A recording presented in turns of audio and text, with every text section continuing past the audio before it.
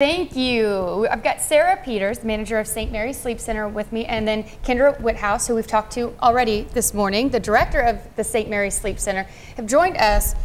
We were talking earlier, it is National Sleep Awareness Week.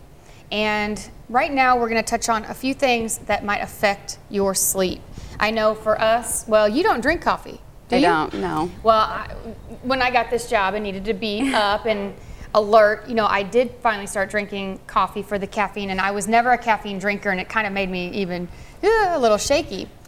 Does that affect my sleep? Well, unfortunately, it can affect your sleep. And so really it's about the time of day that you use it. It probably can be very beneficial for you to get up and get going and getting that burst of energy that you need to start your busy day, as you all start quite early. However, using caffeine too late in the day or too closely to bedtime can be quite detrimental and can really delay your ability to be able to go to sleep. And so it's really important to gauge that.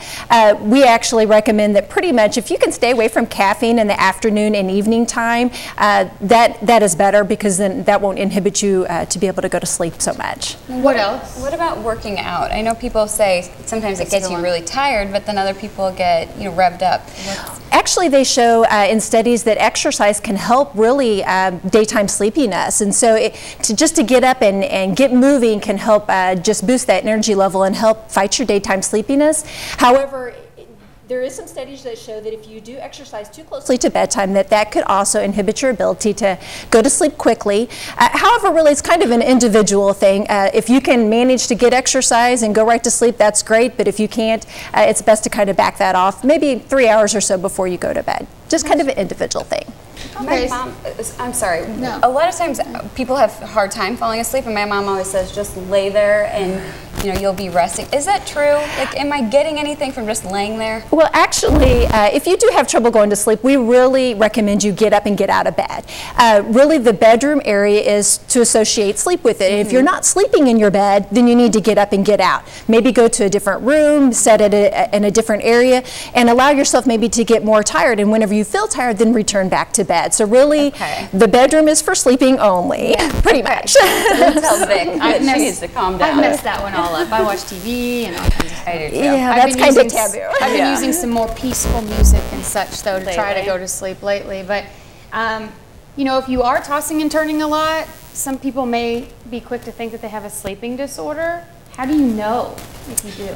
One of the most common symptoms is snoring. So you're either waking up with choking and gasping sensations. This is men and women. Yes.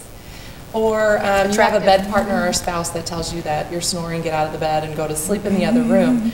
Otherwise, tossing and turning, leg movements, slim jerks, not waking up feeling rested in the morning. So you've slept your 7-8 hours and you still feel tired, or you're experiencing that daytime sleepiness during the day despite getting a good night's sleep. Are some of the real common ones that might warrant you to talk to your physician and also maybe visit a sleep center. So you actually test people overnight at your sleep center? Correct. Okay, and you're usually getting finished up about what now? Yes, our technician. Yeah. What is this that you've got? This is a CPAP machine, which is the kind of the gold standard of treating sleep apnea. So it helps to keep the airway open, allowing you to not have those choking and pauses of breathing through the night.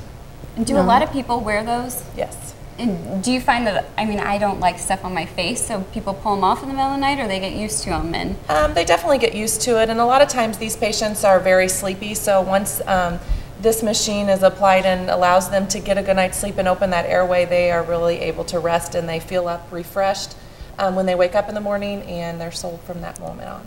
Is that something that is curable, or they have to wear that forever? This is something that they wear. There are some other treatments, but like I said, CPAP is the gold standard treatment for sleep apnea. What's the common age that you guys see people coming in? Oh, sadly enough, we see young kids these days. Lots of obesity in our kids, kids who have large tonsils. Sometimes just a removal of tonsils will help that, but we really do see all ages from, we happen to see kids ages 4 and up, but there are kids much younger than that that have sleeping disorders all the way up through your elderly population. So. Wow. All right. Well, thank you, ladies, for joining us. And after the show, I might have to ask you for some even more tips. We plan to have more tips on tomorrow as well.